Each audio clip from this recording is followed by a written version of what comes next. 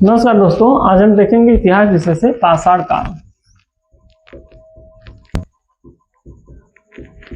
पाषाण काल और वैदिक काल। आज हम पाषाण काल और वैदिक काल के से संबंधित प्रश्नों को देखने वाले हैं।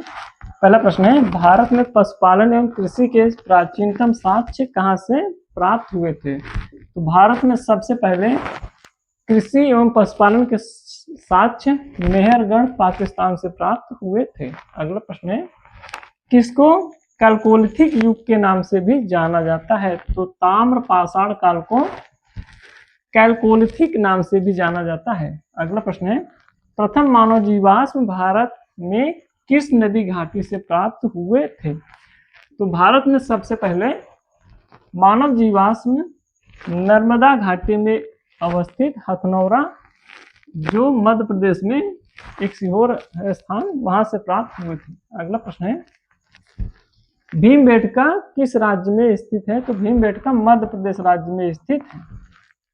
अगला प्रश्न है, नवपाषाण कालीन स्थल के सूची की मिलान कीजिए। ठीक, तो एक तरफ स्थल है और दूसरी तरफ राज्य। ठीक, तो उतनूर स्थल तेलंगाना राज्य में स्थित है। फिर देखते हैं, उतनूर तेलंगाना राज्य में स्थित है और चिराग बिहार राज्य में स्थित है।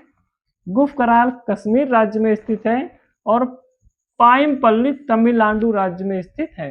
अगला प्रश्न है, ताम्र पाषाण युगीन स्थल की सूची की मिलान कीजिए। ठीक है, तो एक तरफ स्थल है और दूसरी तरफ नदी है। ठीक, तो अहाड़ किस नदी के किनारे स्थित है? तो अहाड़ बनास नदी के किनारे स्थित है और कायथा काली सिंध नदी के किनारे स्थित है।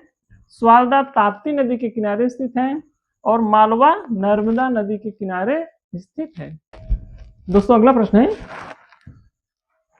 सिंध सभ्यता किस युग में पड़ता है? तो सिंध सभ्यता आद्य ऐतिहासिक काल में पड़ता है। तो आद्य ऐतिहासिक काल किसे कहते हैं? जिस काल में लिपि का ज्ञान हुआ था, अर्थात लिपि का ज्ञान हुआ था। और लिपि किस प्रकार की थी?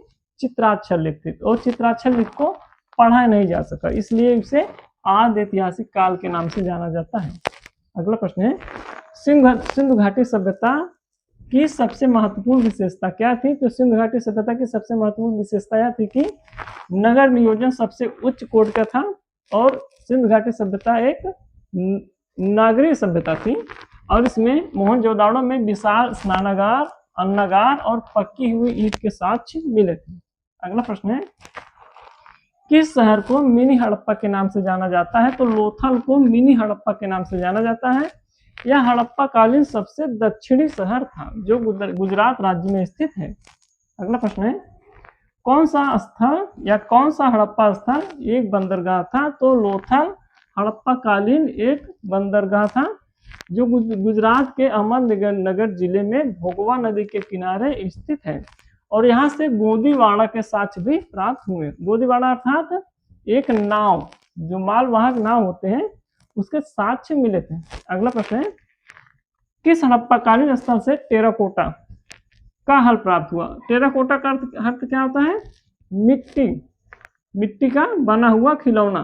तो बनावली से हल का मिट्टी के बने हुए खिलौना प्राप्त हुआ था। अगला प्रश्न है, किस स्थल से जुते हुए खेत के साक्ष्य मिले? तो कालीबंगन से जुते हुए खेत के साक्ष्य मिले थे और कालीबंगन राजस्थान राज्य में स्थित है। अगला प्रश्न है, हड़प्पा कालीन स्थलों में से या हड़प्पा काल में मिट्टी के बर्तनों पर सामान्यतः किस रंग का उपयोग किया जाता था? तो हड़प्पा कालीन जो मिट्टी के बर्तन थे, जिसे मृतभांड भी कहते हैं, तो मृतभांड पर सबसे अधिक लाल रंग का प्रयोग किया जाता था।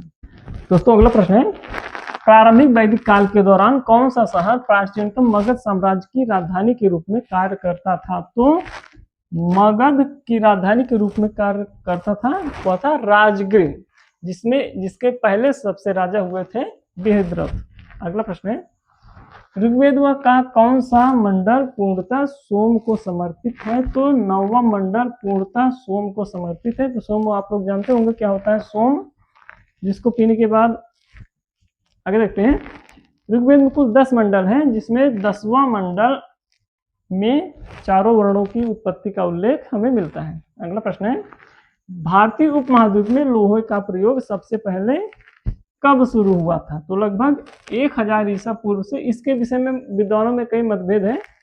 तो जो सर्वमान्य तिथि है 1000 ईसा पूर्व में लोहे का प्रयोग सबसे पहले शुरू हुआ था, और यह हित्ती नामक जनजाति ने सबसे पहले लोहे का प्रयोग प्रारंभ किया था। अगला प्रश्न है, प्रसिद्ध 10 राजाओं का युद्ध किस नदी के किनारे लड़ा गया था? तो परसुनी नदी के किनारे अर्थात आधुनिक रावी नदी के किनारे लड़ा गया था, जिसमें राजा सुदास विजयी हुए थे।